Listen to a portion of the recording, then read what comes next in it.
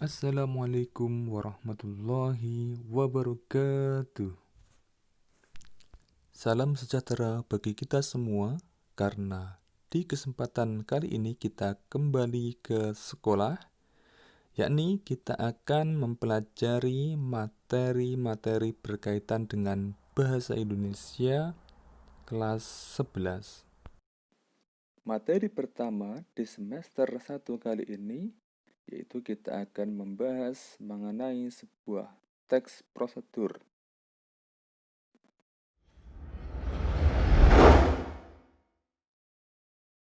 Teks prosedur tentunya bukan sesuatu yang jarang kita temui. Artinya, di dalam kehidupan sehari-hari kita akan sering sekali menemui sebuah teks prosedur. Misalnya, kita membeli sebuah alat elektronik atau mungkin sebuah alat pertanian dan sebagainya. Tentu akan ada tata cara penggunaan dari alat tersebut.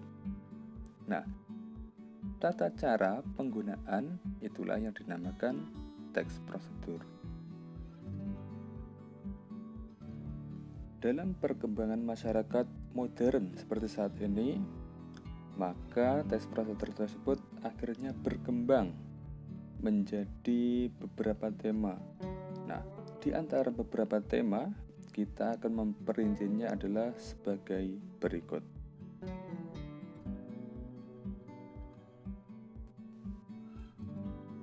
Yang pertama adalah kebiasaan hidup.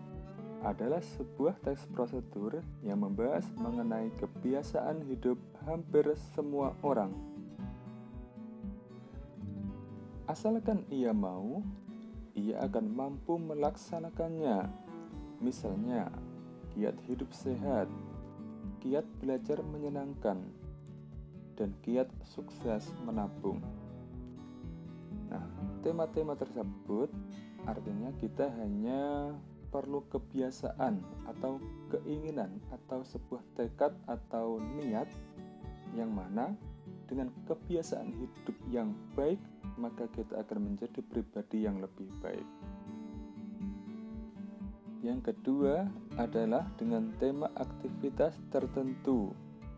Adalah sebuah teks yang hanya dikhususkan untuk kalangan tertentu saja. Entah itu seorang yang memiliki hobi, bakat, atau sebuah pekerjaan yang dilakukan oleh beberapa orang yang mana akan membantu menyelesaikan pekerjaannya secara terstruktur dan tepat pada tujuan yang akan dicapai. Misalnya, cara membuat bolu kukus, cara menanam jagung hibrida, dan cara memelihara kucing Anggora. Ya, ini merupakan beberapa contoh sebuah aktivitas yang hanya dimiliki oleh seorang yang berhobi atau memiliki pekerjaan tertentu karena dikhususkan untuk orang-orang tertentu saja.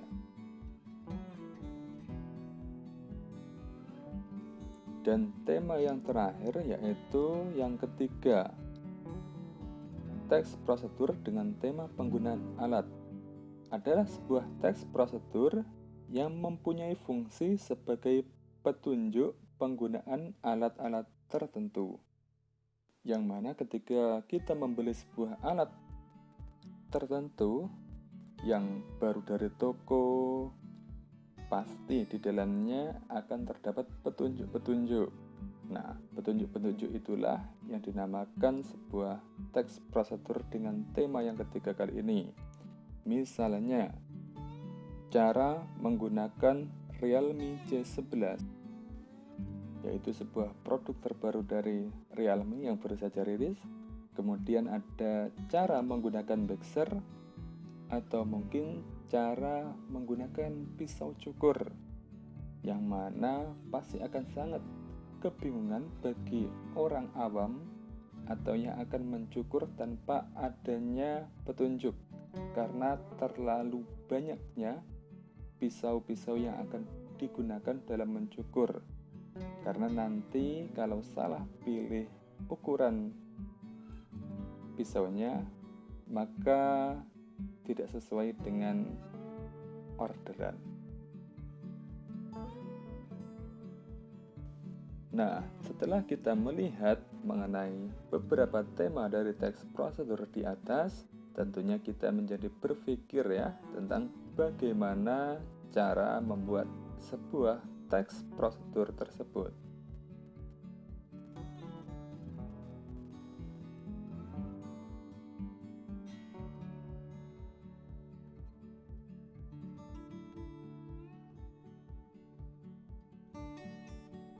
Yaitu kita harus tahu terlebih dahulu mengenai struktur dari teks prosedur.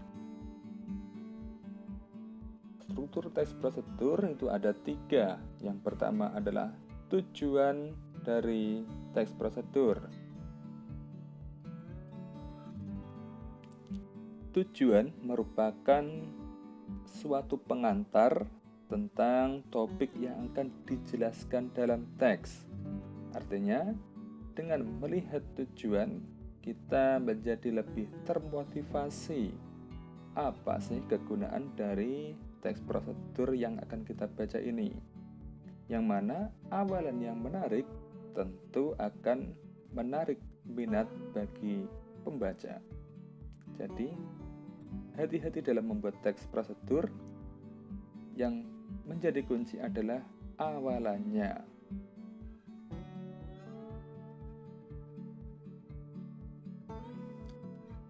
Mengenai struktur yang kedua adalah langkah-langkah, yaitu kita akan membahas mengenai perincian-perincian mengenai petunjuk yang disarankan kepada pembaca terkait dengan topik yang ditentukan. Ingatnya, harus sesuai dengan topik. Kemudian yang terpenting dari sebuah langkah-langkah adalah berurutan. Langkah 1, 2, 3, 4. Artinya jangan sampai ada langkah yang terlewatkan atau terjadi lompatan. Misalkan langkah 1, langkah 2, langsung langkah 4, baru 3. Itu nanti akan membingungkan pembaca karena tidak sesuai dengan hasil yang dituju.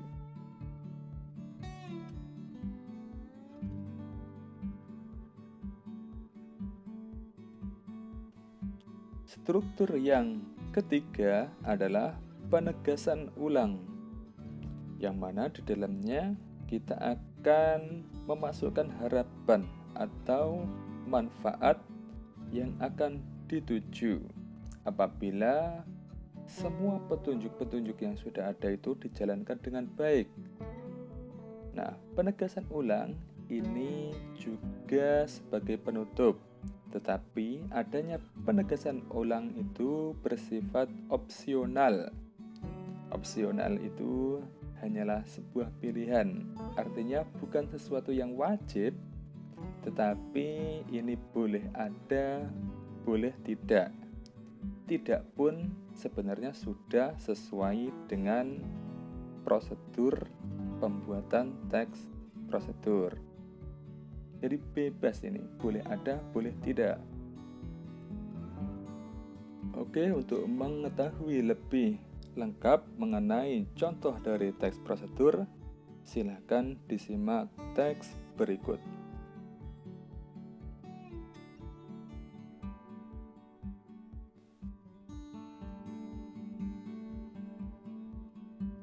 Silakan direnungkan mana yang bagian tujuan, kemudian langkah-langkah, dan penegasan ulang. Mungkin itu saja pertemuan kali ini. Saya akhiri. Wassalamualaikum warahmatullahi wabarakatuh.